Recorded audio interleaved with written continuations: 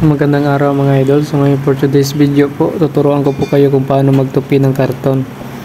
So sa mga nagtatrabaho dyan ng mga tindahan, sa mga grocery, so yung mga karton na wala ng gamit, so ito po yung ginagawa namin. Tinutupi po namin yung mga karton pag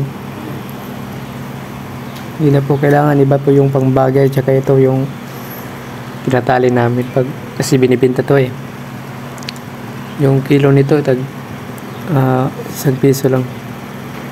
So ini-stack po to namin ng marami. So nag-stack kami dito ng mga 50 or 40 box po ng karton na ito, yung tinatali namin. Ito po yung purpose ng karton dito sa amin. So mga gustong matuto kung paano magtali, so napakadali lang naman po. So sundan nyo lang po yung mga ginagawa ko. Ganyan lang po. Kailangan lang po natin hipitan para hindi po bumigay at hindi po makawala. So nahihirapan tayo dito kasi lapad to eh. Tsaka masikip yung space nya kasi maraming bigas na nasa kilid.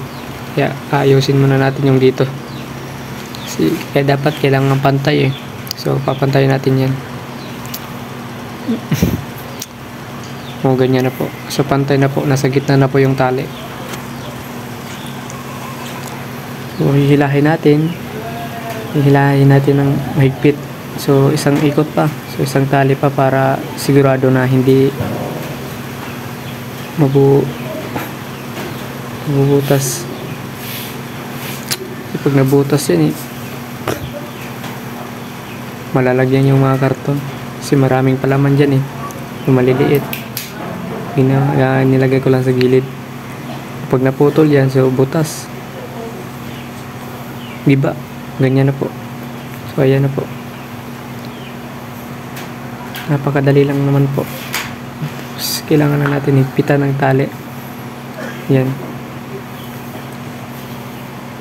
So tali ko po yan. Saka dito sa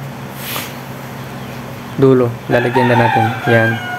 Ganyan, tapos lock na yan. Okay na yan mga idol. Yun na yan magigiba.